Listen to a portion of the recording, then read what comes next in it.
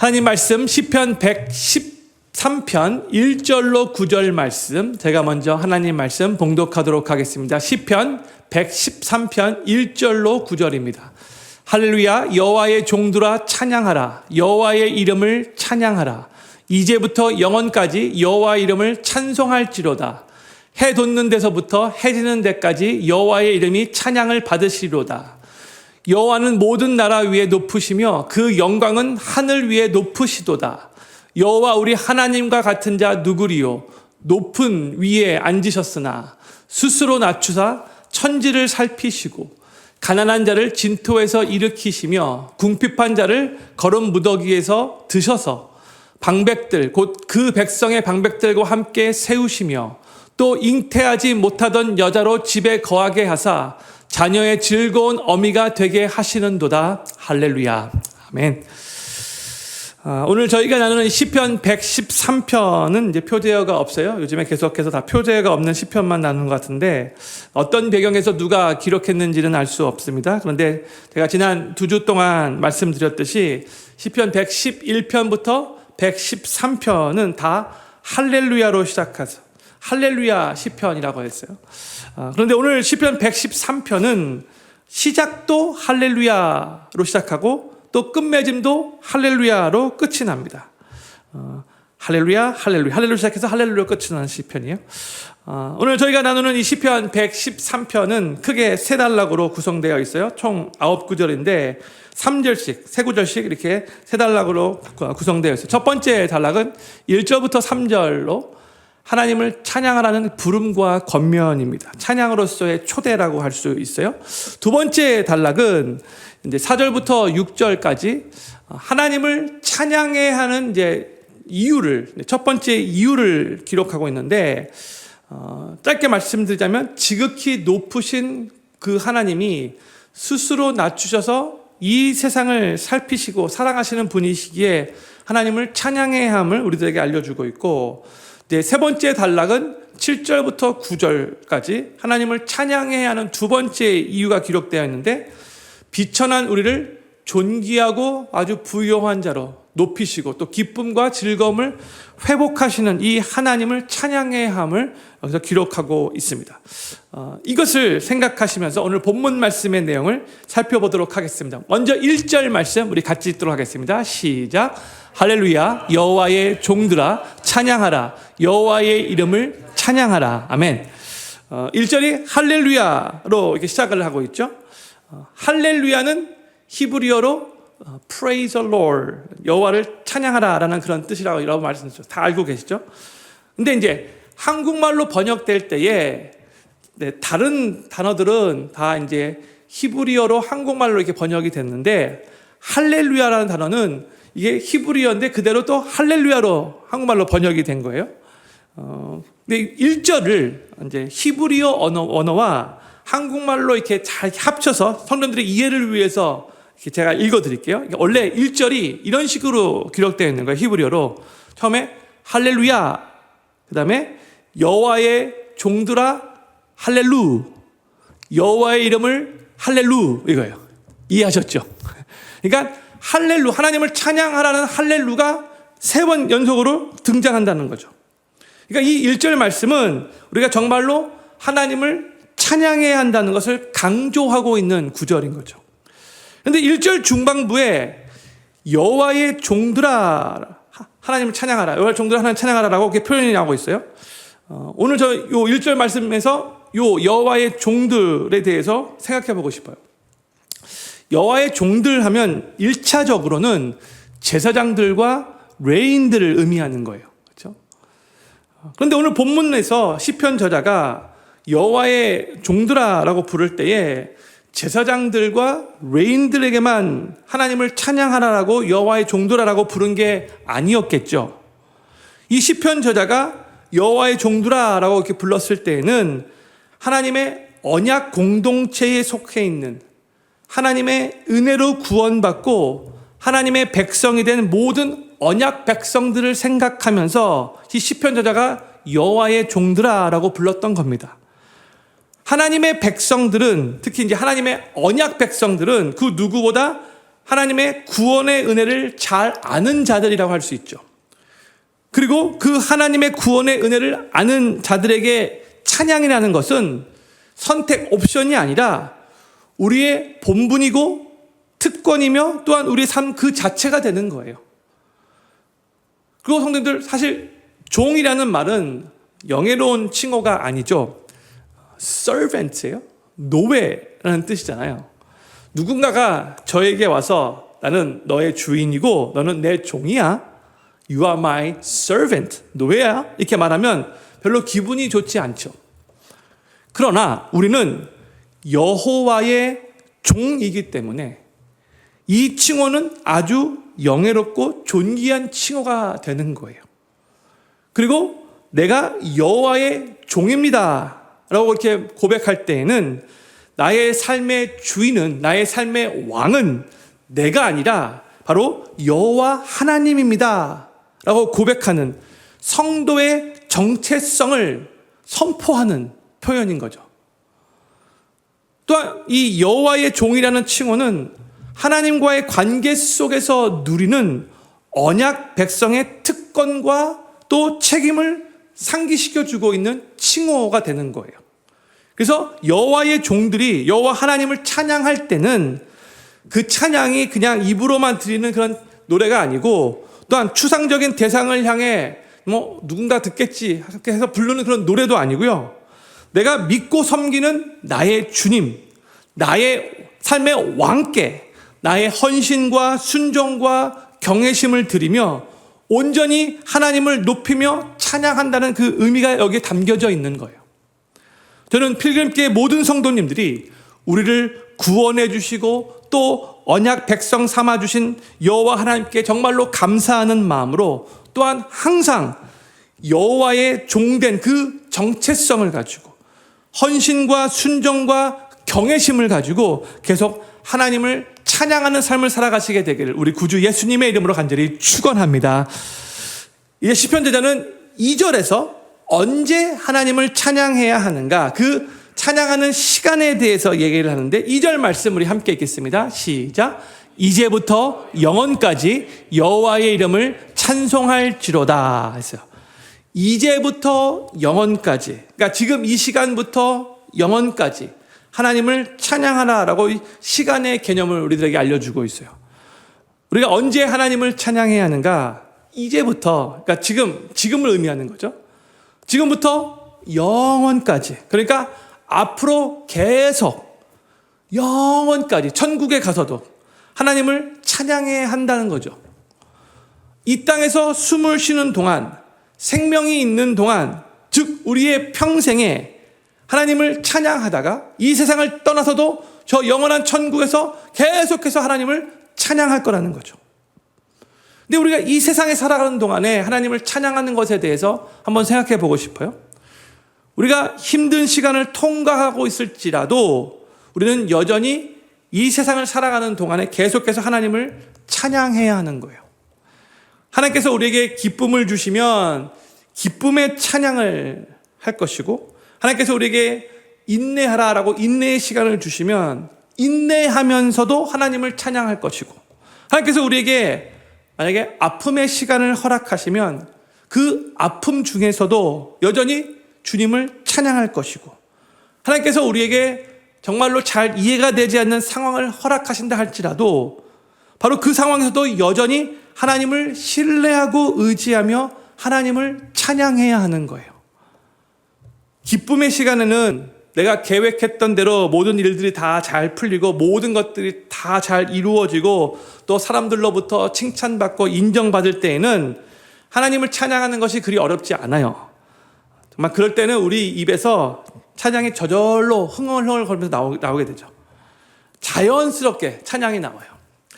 그런데 정말로 오랫동안 인내해야 하는 그 시간에는, 아픔과 슬픔의 시간에는, 내가 기도하는데도 응답이 되지 않는 것 같이 느껴질 그때에는, 정말 잘 이해가 되지 않는 그 혼돈의 시간에는 찬양보다 오히려 하나님 왜 이런 거죠?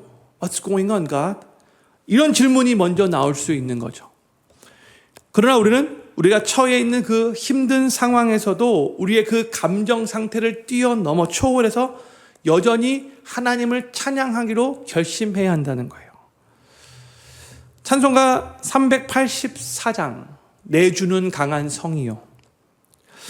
이 찬송가의 가사를 쓴 사람이 이제 종교 개혁자 중에 하나였던 마틴 루터예요.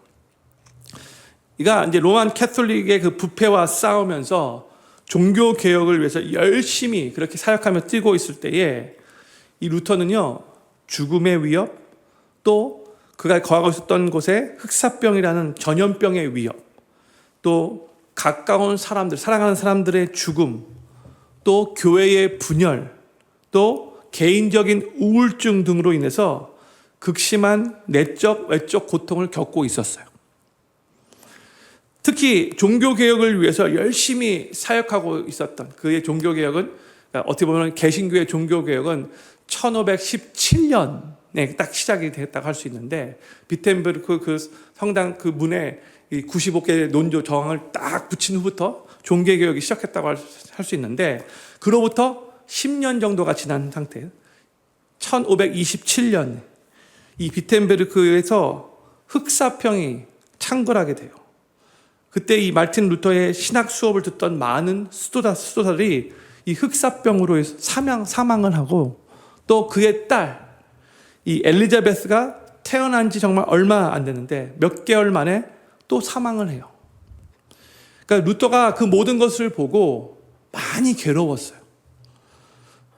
또 루터 자신도 이 병에 걸려서 죽을 뻔한 그런 경험을 하면서 삶에 정말로 많은 연약함을 스스로 체험하고 있었어요. 그때 그 흑사병으로 인해서 많은 사람들이 이 비텐베르크 도시를 떠났는데, 그때 루터는 떠나지 않고 환자들과 함께 거기에 남아서 계속해서 그들을 돌보며 설교하면서 그 도시 안에 같이 있었어요.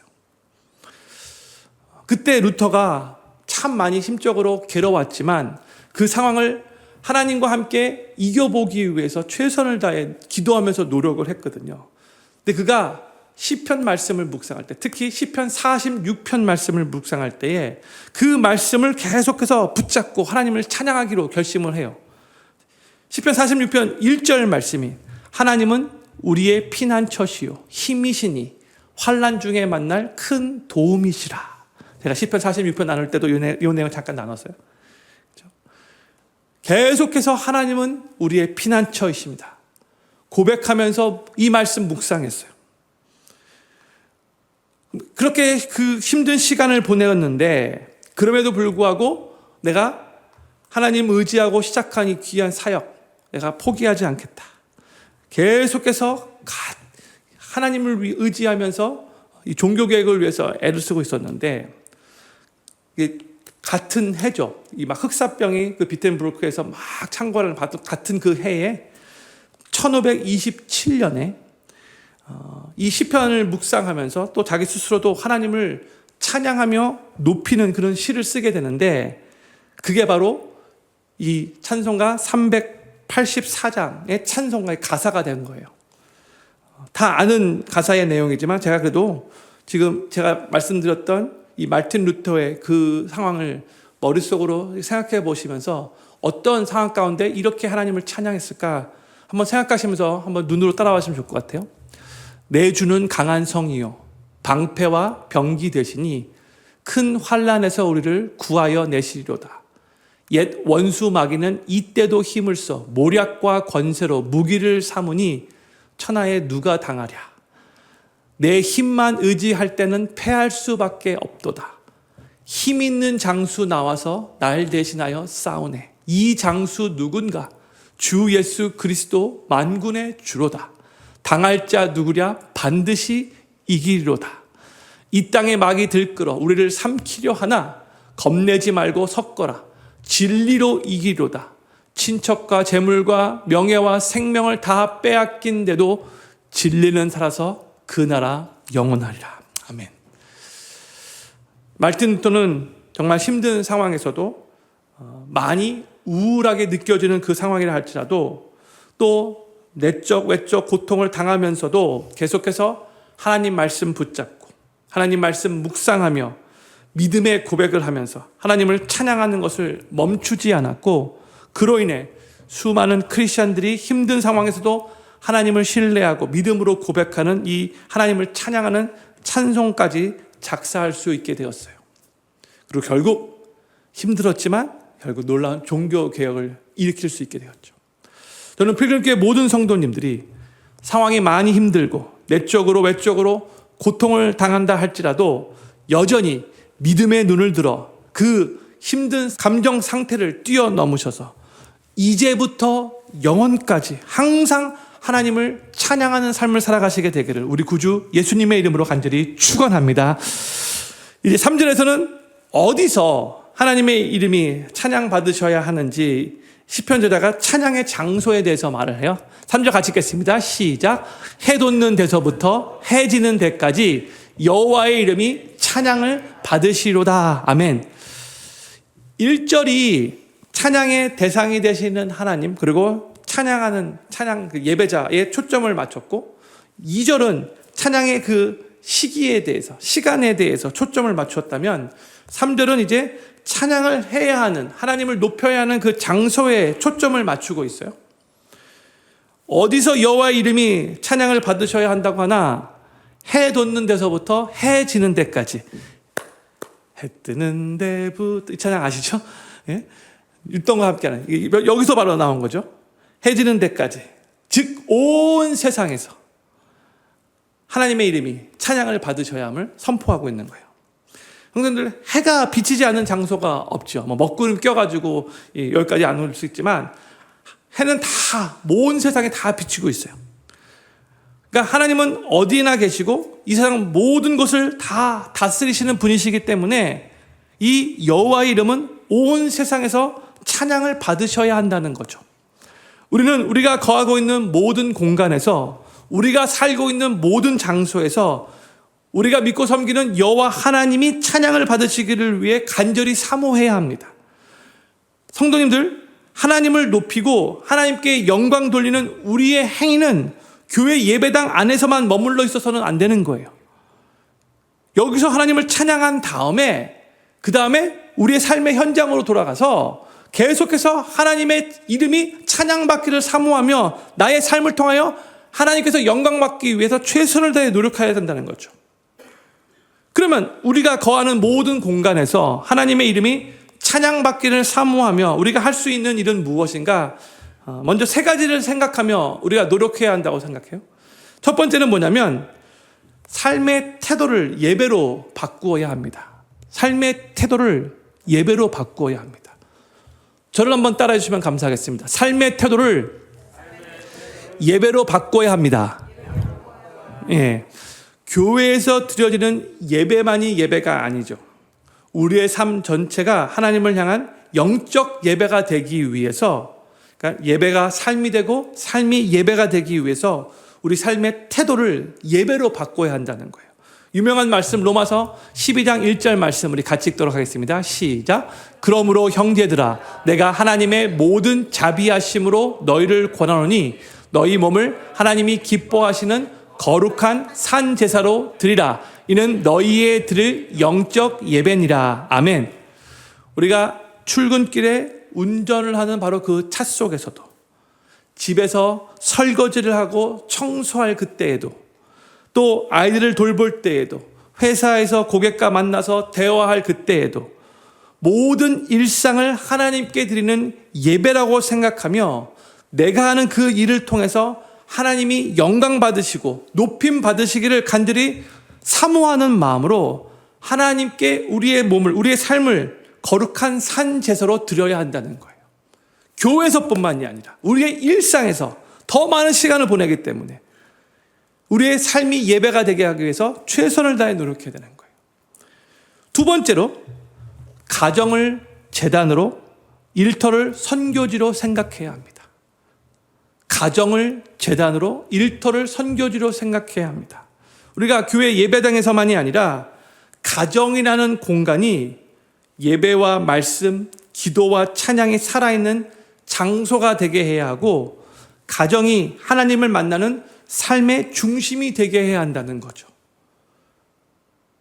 교회에서뿐만이 아니라 가정에서도 하나님을 예배하며 하나님을 깊이 만나는 장소가 되게 해야 된다는 거죠. 또한 직장에서도 마찬가지예요. 내가 비록 해외로 선교하러 나가지 못한다 할지라도 하나님이 나를 나의 직장에 선교사로 보내셨다라고 그렇게 믿고 생각하면서 직장에 도착하자마자 제일 먼저 하나님께 기도하며 그날을 시작하고 또 그 직장에서 내가 있는 곳에 하나님의 다스림이 임하게 해달라고, 또한 내가 만나는 모든 사람들이 나를 통해서 예수님을 만나고 내가 바로 그곳에 빛과 소금의 역할을 잘 감당하게 해달라고 기도하면서 최선을 다해 노력해야 된다는 거예요. 우리의 일터를 선교지로 생각해야 되고 하나님이 나를 그곳에 선교사로 보냈다라고 항상 생각해야 되는 거예요. 그 정체성이 있어야 된다는 거예요. 세 번째로 우리의 말과 행동을 통해 하나님의 아름다운 성품을 드러내야 합니다. 말과 행동을 통해 하나님의 아름다운 성품을 드러내야 합니다. 골로새서 3장 17절 말씀 우리 같이 읽겠습니다. 시작. 또 무엇을 하든지 말에나 일에나 다 주 예수의 이름으로 하고 그를 힘입어 하나님 아버지께 감사하라 했어요. 우리는 우리의 말과 행동을 통해 하나님의 아름다운 성품이 드러나도록, 복음의 향기가 되도록, 그리스도의 편지가 되도록 노력해야 한다는 거예요.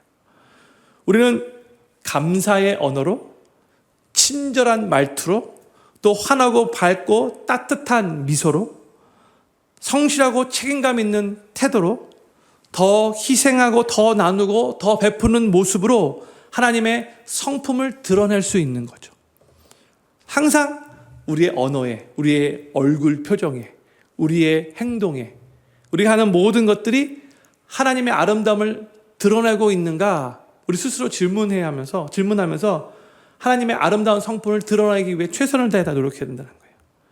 그래서 직장의 동료들이 혹은 세상 사람들이 우리를 보고 저 사람은 왠지 모르게 다르다 이렇게 생각할 수 있도록, 그렇게 인상을 줄 수 있도록 우리가 그렇게 살 수 있다면 우리의 삶은 복음의 향기가 되는 것이고 예수 그리스도의 편지가 되는 것이고 우리를 통해서 하나님의 이름이 찬양을 받게 되는 것입니다. 저는 필그림교회 모든 성도님들이 교회 예배당 안에서만이 아니라 우리의 일상생활에서도, 우리의 가정에서, 우리의 직장에서, 우리가 살고 있는 바로 이 세상에서도 어디에서나 하나님의 이름이 찬양받기를 사모하시는 마음으로 우리 삶의 태도를 예배로 바꾸시고 가정을 제단으로, 일터를 선교지로 생각하시고 말과 행동을 통해 하나님의 아름다운 성품을 계속해서 드러내시게 되기를 우리 구주 예수님의 이름으로 간절히 축원합니다. 이제 4절부터 6절에서는 아까도 말씀드렸듯이 왜 우리가 하나님을 찬양해야 하는가, 첫 번째 이유를 말하고 있는데 먼저 4절 말씀을 함께 읽도록 하겠습니다. 시작. 여호와는 모든 나라 위에 높으시며 그 영광은 하늘 위에 높으시도다 했어요. 시편 저자가 4절에서 먼저 하나님의 높고 위대하심을 선포하고 있어요. 두 번씩이나 높으시며 높으시도다라고 말하고 있죠. 하나님은 그 어떤 피조물과 비교할 수 없을 정도로 크고 높으시고 위대하시고 초월적인 창조주 하나님이시라는 거예요. 하나님은 모든 나라보다 높으시대요. 그 당시에 고대 나라들의 왕들은 신의 아들로 추앙을 받았었어요. 그래서 왕들의 말은 곧 법이었고요. 그들의 권력은 절대적이었어요. 그러나 세상의 왕들이 아무리 높다 할지라도 하나님은 그 위에 계시다라고 지금 선포하고 있는 거예요. 또 그러면서 하나님의 영광은 하늘 위에 높으시도다라고 또 선포하고 있죠. 하늘이 얼마나 높습니까? 하늘의 끝을 아는 사람은 아무도 없어요. 이제 저희는 이제 하늘 끝을 가면 이제 저 우주 대기권 밖으로 나간다고 이제 생각을 할 수 있겠죠. 근데 그 하늘도 하나님 아래에 있다는 거예요. 우주가 아무리 높아도 그것을 만드신 하나님보다는 더 높을 수 없는 거죠. 유대인들에게 있어서 하늘은요, 우주의 가장 높고도 광대한 존재를 상징해요.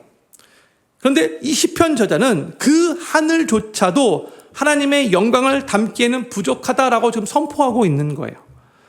이것은 우리 하나님이 시간과 공간, 물리적인 차원, 이 피조 세계를 모두 다 초월하시는 하나님인 것을 선포하고 있는 거죠. 이사야 66장 1절에서 하나님이 친히 이렇게 말씀하셨어요. 같이 읽겠습니다. 시작. 여호와께서 이같이 말씀하시되 하늘은 나의 보좌요 땅은 나의 발등상이니 했어요. 우리 하나님은 단순히 우리 인간의 개념 속에 그저 위대한 존재 정도가 아니라 절대적인 그 위엄과 존재성을 가지신 유일하신, 우리가 정말 다 담을 수 없는 아주 크신 그런 분이시라는 것을 선포하고 있는 거예요. 그런데 이제 시편 저자가 말하고 싶은 내용이 4절이 아니에요. 근데 이렇게 크고 위대하시고 높으시고 모든 것을 초월하시는 그 하나님이 바로 우리가 믿고 섬기는 하나님이신데, 그러면서 말하고자 하는 내용이 5절과 6절에 나와요. 5절 6절 같이 읽겠습니다. 시작. 여호와 우리 하나님과 같은 자 누구리요? 높은 위에 앉으셨으나 스스로 낮추사 천지를 살피시고. 아멘. 5절에서 여호와 우리 하나님과 같은 자 누구리요? 이게 질문형으로 말하고 있잖아요. 근데 이 질문에 굳이 답하려고 할 필요가 없어요. 누굴까? 생각할 필요도 없어요. 이 시편 저자가 이미 이 답을 다 알고 선포하고 있는 거죠. 하나님과 같은 자 없다, 그런 뜻인 거잖아요. 그렇죠? 그런데 하나님은 지극히 높으신 분이시고 이렇게 크고 위대하시고 높으신 하나님과 같은 분이 없는데, 그럼에도 불구하고 그 하나님은 6절에서 스스로 낮추사 천지를 살피시는 분이시다, 이게 말하고 있는 거예요. 우리 하나님은 온 우주의 주인이세요. 온 우주에 충만하게 거하시는 광대하신 하나님이세요. 그런데 그런 하나님이신데 또한 우리 인생의 고통, 우리 인생의 억눌림, 슬픔과 괴로움을 무시하지 않으시는, 정말 아주 섬세하게 돌보시는 분이시라는 거예요. 이 이유 때문에 우리가 하나님을 찬양해야 한다는 거죠. 아주 크고 높으신 하나님, 우리의 이 지식으로는 정말 다 이해할 수 없는 그런 하나님이신데, 그렇게 크신 하나님이 지극히 작은 나와 같은 인간을 무시하지 않으시고 살피시고 돌보신다는 거죠. 이게 우리 하나님이에요. 그런데 6절 말씀 다시 한번 비춰주세요. 6절에서 스스로 낮추사, 이런 표현이 나오잖아요. 스스로 낮추사. 이 표현은 장차 예수 그리스도의 성육신을 예표하는 놀라운 표현이에요. 하나님의 아들 예수님은 이 땅을 살피시기 위해서, 이 땅의 사람들을 사랑하시고 구원하시기 위해서 실제로 하늘 보좌 다 버리시고 이 땅에 인간의 모습으로 오셨죠. 이 성육신 사건은 우리가 상상할 수 없을 정도로 엄청난 큰 사건인 거예요. 어떻게 하나님이 인간의 몸을 입고 이 땅에 오실 수 있습니까? 엄청난 사건이에요. 저희가 이 내용은 크리스마스 때 종종 나누는데, 예수님의 성육신은 우리 인간이 팔이, 목이 하루살이를 구원하기 위해서 그 곤충이 되는 것과 비교될 수 없는 사건이라는 거죠. 근본 하나님의 본체이신 예수님은 인간의 몸을 입고 이 땅에 오셔서 고스란히 인간으로 사시면서 인간이 경험하는 그 모든 고통, 수치, 고난, 유혹을 그대로 다 받으시고 그 당시 모든 사람들이 다 기피했던 십자가형으로 결국 끔찍하게 처절하게 죽으셨어요. 어떤 분이 아까도 말씀드렸지만, 스타절에서 말씀드렸지만, 높고 높으신 분이 온 우주에 충만하신 바로 그 분이 근본 하나님의 본체이신데 이 땅에 인간의 몸을 입고 오셔서 바로 그 일을 하신 거라는 거예요. 우리가 왜 하나님을 찬양해야 하냐면, 이렇게 하나님께서 스스로를 낮추셔서 그 정도로 우리 인간들을 살피시며 사랑하셨기 때문이라는 거예요. 하나님이 인간이 되셨고요, 의로우신 분이 죄의 저주가 되셨고요, 생명의 주인이 죽음의 자리까지 내려가셔서 우리를 살피시며 사랑해 주셨기 때문에 우리는 이 하나님을 찬양할 수밖에 없는 거죠. 저는 필그림교회 모든 성도님들이 크고 위대하시고 영원하시고 모든 것을 초월하시는 무한한 창조주께서 스스로 낮추셔서 유한한 인간이 되시고 의로우신 분이 죄의 저주가 되시고 생명의 주인이 죽음의 자리까지 내려오셔서 죄인이 우리를 살피신 바로 그 하나님의 그 은혜와 사랑을 감사하시며 계속해서 그 하나님을 찬양하시는 삶을 살아가시게 되기를 우리 구주 예수님의 이름으로 간절히 축원합니다. 이제 시편자는 7절부터 9절에서 두 번째 하나님을 찬양해야 하는 이유를 말해줘요. 하나님께서 그렇게 스스로를 낮추셔서 우리에게 결국 무엇을 주시기 원하셨는가? 7절부터 9절까지 말씀 천천히 같이 읽겠습니다. 시작. 가난한 자를 진토에서 일으키시며 궁핍한 자를 거름 무더기에서 드셔서 방백들 곧 그 백성의 방백들과 함께 세우시며 또 잉태하지 못하던 여자로 집에 거하게 하사 자녀의 즐거운 어미가 되게 하시는도다. 할렐루야. 아멘. 4절부터 6절에서는 그렇게 높으신 하나님께서 그렇게 낮아지심으로 인해서 찬양받으시기에 합당한 분이시라는 것을 노래했다면 이제 7절부터 9절에서는 그렇게 낮은 대우를 받았던 우리 죄인들을 높여주시는 하나님이시기 때문에 그 하나님이 찬양받기에 합당하신 것을 우리들에게 알려주고 있는 거예요. 7절 말씀 다시 한번 비춰주세요. 7절. 가난한 자, 궁핍한 자, 가장 낮은 계층에 있는 비천한 사람들을 의미하는 거잖아요. 근데 이 또 사람들이 사는 곳을 진토라고 말하고 있고 또 거름 무더기라고 하고 있어요. 그러니까 사람이 살 수 없을 것 같아 보이는 아주 비천한 곳을 의미하는 거예요. 그런데 이게 바로 죄악 가운데 사는 우리 인간들의 영적인 모습을 이렇게 표현한 거죠. 우리는 정말 가난한 자고 궁핍한 자예요. 비천한 자예요. 그리고 우리는 진토 가운데, 거름 무더기 가운데 그렇게 살아가던, 영적인 의미에서 그렇게 살아가던 자들이라는 거예요. 근데 이제 8절을 보세요. 8절 보여요. 그런 낮은 비천한 인생을 그게 우리가 살고 있었는데 그 죄인이었는데 보세요. 방백들과 함께 세우신다라고 말하고 있어요. 한국말로는 방백들이라고 번역되었지만 영어로 보면요, prince, 왕자로 번역되었어요. 그러니까 왕자같이 그렇게 존귀하게 부유하게 높은 자리로 세우신다라는 그런 의미인 거예요.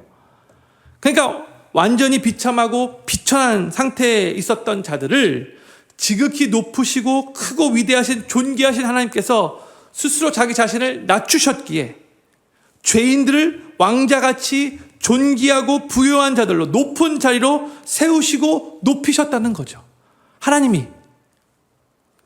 또 9절 말씀을 보세요. 잉태하지 못하던 여자 이렇게 나오고 있는데 그 당시의 여인이 만약 잉태를 못하면 이건 저주받은 것으로 여겨지는 그런 시대였잖아요. 그래서 아이를 낳지 못하는 여인은 수치와 슬픔의 상징이었어요. 그래서 우리가 여러 번 나눴지만 아이가 없었던 한나는 분인나로부터 엄청난 괴롭힘을 당할 수밖에 없었고 괴롭힘 속에서도 어떻게 할 수가 없었어요. 아이가 없다는 이유로. 그래서 그냥 회막에서 울고만 있었어요. 한나가 그랬죠. 그런데 하나님은 그러한 여인으로 보세요. 집에 거하게 하사 자녀의 즐거운 어미가 되게 하신다라고 말하고 있죠. 뭘 의미하는가? 하나님은 슬픔과 괴로움을 바꾸셔서 기쁨과 즐거움을 회복시켜 주시는 분이시라는 것을 이렇게 표현하고 있는 거예요. 그래서 시편 저자는요, 하나님은 찬양을 받기에 합당하신 분이신 것을 강조하면서 마지막에 할렐루야, praise the Lord 라고 선포하면서 이 시를 마치게 됩니다. 세상에 그 무엇과도 비교할 수 없을 정도로 크신 하나님께서, 높으신 하나님께서 낮고 낮은 비천한 자리까지 내려오셔서 그걸 통해 비천한 상태에 거하고 있었던 우리 죄인들에게 결국 높은 자리로 높여주셨기에 우리는 이 하나님을 찬양할 수밖에 없는 거예요. 오늘 시편 이 113편 말씀을 준비하고 설교를 준비하면서 묵상하면서 무비보셋이 생각이 났어요. 사울 왕의 손자이며 요나단의 아들 무비보셋. 사울왕은 요즘에 저희가 사무엘상 강해를 계속 나누고 있는데 다윗의 인기가 높아지니까 질투가 났잖아요. 그래서 자신의 왕권을 다윗에게 빼앗길까 불안한 마음으로 다윗을 죽이려고 여러 번 시도를 했죠. 사울왕이 다윗을 죽이려고 혈안이 되었기에 다윗은 자신의 생명을 보존하고자 도망자의 신세가 되어서 오랫동안 광야 생활을 할 수밖에 없었어요. 그런데 결국 하나님은 이 다윗을 지켜주셨고 하나님의 때가 되었을 때에 사울왕은 블레셋과의 전쟁에서 죽게 되었고 다윗이 드디어 이스라엘의 왕이 되었어요. 근데 한국의 역사 드라마를 봐도 알듯이 왕권이 새로운 혈통으로 바뀌게 되면 이 새로운 왕은 자기를 죽이려고 했던 전 왕의 모든 자손들을 다 죽이는 것이 관행이죠. 왜냐하면 전 왕의 자손을 중심으로 쿠데타를 일으키려고 하는 사람들이 있기 때문에 그 가능성이 있기 때문에 그런 일이 절대로 일어나지 않도록 미리 방지하는 거죠. 그런데 다윗이 왕이 되고 나서 신하들에게 물어요. 사울왕의 자손 중에 살아남은 자가 있느냐? 그때 다윗은 신하들로부터 사울왕의 쩔뚝발이 손자 하나가 있다는 소식을 듣습니다. 무비보셋이죠. 신하들의 말을 듣자마자 다윗이 얼른 그 무비보셋을 데리고 오라라고 명합니다. 그 당시에 성도님들이 말하기에 무비보셋의 입장이었다면 다윗이 자기를 부른다고 할 때 어떤 느낌이 들었을까요? 다윗이 나를 이제 죽이려고 하나 보다. 내 할아버지가 저 다윗을 죽이기 위해서 그동안 많이 괴롭혔는데 이제 내가 목숨이 끝나는 거구나. 그런데 다윗에게 이 무비보셋이 왔을 때에 뭐라고 말하면 두려워하지 말래. 내가 너에게 은총을 베풀겠대요. 내가 사울왕이 소유했던 밭을 다 너에게 돌려주겠대요. 그리고 이제부터는 나와 항상 내 상에서 같이 먹을 거라고 그렇게 알려줘요. 이 말은 다시 왕족의 신분으로 다 회복시켜 주겠다라는 그런 의미인 거죠. 그 말을 들었던 무비보셋이 뭐라고 대답을 하는가? 사무엘하 9장 8절 말씀 같이 읽겠습니다. 시작. 저가 절하여 가로되 이 종이 무엇이간데 왕께서 죽은 개 같은 나를 돌아보시나이까. 이 종이 무엇이간데 왕께서 죽은 개 같은 나를 돌아보시나이까. 은혜를 받은 사람의 고백인 거죠. 무비보셋은 당연히 죽을 거라고 생각했는데 도리어 자신의 그 모든 신분을 왕족의 신분으로 다 회복시켜준 바로 그 다윗 왕에게 무한한 감사의 마음을 갖게 된 거죠. 자신에게 그러한 큰 은혜를 베풀어 주신 것에 대해서 감격하게 되는 거죠. 그런데 바로 이 다윗의 후손으로 오신 예수 그리스도께서 자기 자신을 낮추시고 이 땅에 인간의 몸을 입고 오셨을 뿐만이 아니라 우리를 대신하여 십자가를 지시고 우리가 받아야 할 그 죗값을 대신 받으심으로 인해 진토와 거름 무더기에 앉아 있었던 우리를 예수님이 누리시는 바로 그 영광과 권세를 함께 누릴 수 있도록 그 높은 자리까지 우리를 세워주시고 우리의 슬픔과 우리의 괴로움을 기쁨과 즐거움으로 회복시켜 주셨어요. 그래서 우리는 바로 이 하나님을 찬양하게 되는 거죠. 저는 필금교회 모든 성도님들이 예수님 믿기 전에 우리는 죄로 말미암아 지극히 추하고 전적으로 타락한 아주 비천한 존재였지만 높고 높으신 우리 주님께서 자신을 낮추시고 이 땅에 오셔서 우리 대신 십자가를 지시고 우리의 모든 죄의 문제를 다 해결해 주시고 우리를 존귀하고 부요한 자로 높은 자리로 세우시고 높이시고 기쁨과 즐거움을 회복시켜 주신 그 주님의 은혜를 생각하며 항상 감사하시면서 그 주님을 일평생 찬양하며 이 세상을 살아가시게 되기를 우리 구주 예수님의 이름으로 간절히 축원합니다. 기도 제목 5가지 읽고 기도하는 시간 갖도록 하겠습니다.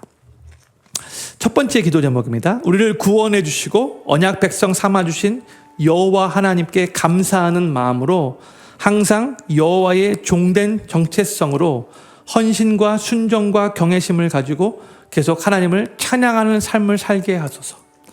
두 번째, 상황이 많이 힘들고 또 내적으로 외적으로나 고통을 당하고 있다 할지라도 여전히 믿음의 눈을 들어 그 감정 상태를 뛰어넘고 항상 모든 시간 속에서 이제부터 영원까지 하나님을 찬양하는 삶을 살게 하소서. 교회 예배당에서만이 아니라 우리의 일상생활에서도 어디에서나 하나님의 이름이 찬양받기를 사모하는 마음으로 우리의 삶의 태도를 예배로 바꾸고 가정을 제단으로 일터를 선교지로 생각하고 말과 행동을 통해 하나님의 아름다운 성품을 드러내는 삶을 살게 하소서. 네 번째, 크고 위대하시고 영원하시고 모든 것을 초월하시는 무한한 창조주께서 스스로를 낮추셔서 유한한 인간이 되시고 의로우신 분이 죄의 저주가 되시고 생명의 주인이 죽음의 자리까지 내려가셔서 죄인이 우리를 살피신 그 하나님의 은혜와 사랑을 감사하며 찬양하게 하소서. 죄로 말미암아 전적으로 타락한 비천한 존재였던 나를 위해 높고 높으신 주님께서 자신을 낮추시고 이 땅에 오셔서 나 대신 십자가를 지시고 나의 모든 죄의 문제를 해결해 주시고 나를 존귀하고 부요한 대로 높은 자리로 세우시고 기쁨과 즐거움을 회복시켜 주신 주님의 은혜에 감사하며 늘 주님을 찬양하는 삶을 살게 하소서. 오늘 말씀 생각하면서 우리가 계속해서 하나님을 찬양하는 삶을 살게 해달라고, 이것이 그냥 선택 상황이 아니라 정말 하나님의 백성으로서 마땅히 해야 하는 바로 그 중요한 일인 것을 기억하면서 계속해서 우리의 입술과 우리의 삶을 통하여 하나님을 높이고 하나님을 온전히 찬양하게 해달라고 다시 한번 우리 하나님을 찬양하겠습니다라고 결단하는 마음으로 이 5가지 기도 제목을 놓고 기도하기를 원합니다. 기도하겠습니다.